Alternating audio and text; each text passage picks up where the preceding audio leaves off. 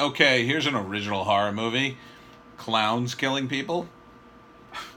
This one's called The Jack in the Box, which, for those of you who don't know, in part of the country, Jack in the Box is a fast food franchise that, sells hamburgers and stuff.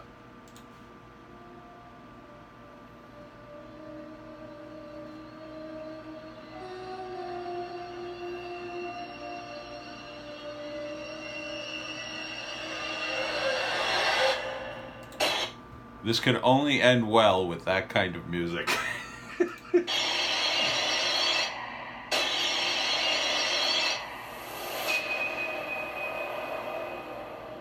There's evidence that suggests that Jack-in-the-Boxes were originally built in France to contain evil entities.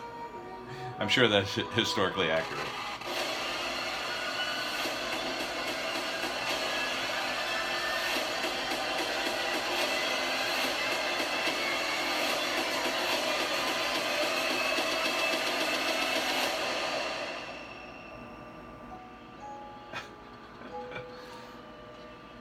Looks like a combination of Hellraiser and It. Okay.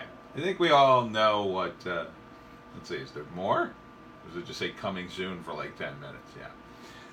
I think we all know what this movie is. Um, it's a lot of quick cuts. A lot of like, oh, Fred, ah! That kind of stuff. And, why do they keep making these movies? Well, in the world of movies, as I've said in previous videos, there are three genres that translate into all cultures, basically. And that is horror, action, and TNA, or any combination of the three.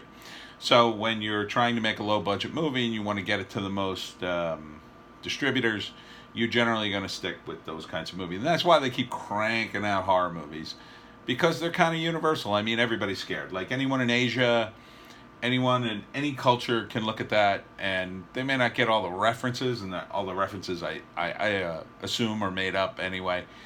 But they're going to look at that and go, "Oh, okay, yeah, that's a scary movie. I know what that is." Whereas if you did a high school drama, they'd be like, "Our high schools are different. We don't have high schools like that or whatever." There are some themes that are universal, like love stories, kinda, but they tend to be culturally based. And this kind of movie, it's probably one of the most lazy, slapped together pictures I've seen in a long time. It's like, well, we got to make a horror movie, we got to work clowns into it, and then we got to come up with something that people kind of know. And Jack in the Box is a thing. It's been around for hundreds of years, so I assume at least 100 years, I would say. And then it's kind of a public domain thing. You just slap that out there, and people kind of vaguely know it. And so when it shows up in a one of those vending machines, what do they call it, the Red, or shows up on Netflix or something, you're kind of like, Jack in the Box. I know what a Jack in the Box is. I guess it's a scary Jack in the Box. Let me check this movie out. And that's how you make a couple of bucks here and there, and that's how you turn a movie that you basically shoot for a couple $100,000 and make $500,000 on it. And that's kind of what this seems to me.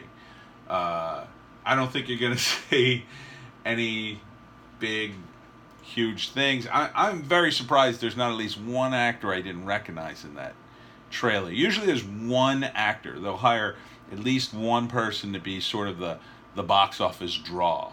And they'll put him in a short scene. They'll pay him a little bit of money. That'll be like a chunk of the budget. Somebody, one shoot, 20,000, one day, $20,000. Come in, shoot a couple scenes, and they're in basically one or two scenes that they shot all in one day. And that's how you get a name actor. It won't be a big name. It won't be like Scarlett Johansson, but it'll be somebody you'll kind of know who's been in movies before, and you put them on the box, or the movie poster, or whatever, the advertisements. You would definitely put them in the trailer, and that's how you That's how you make a low-budget movie, folks. So get out there and make one, screenwriters. Just make one a little better than this.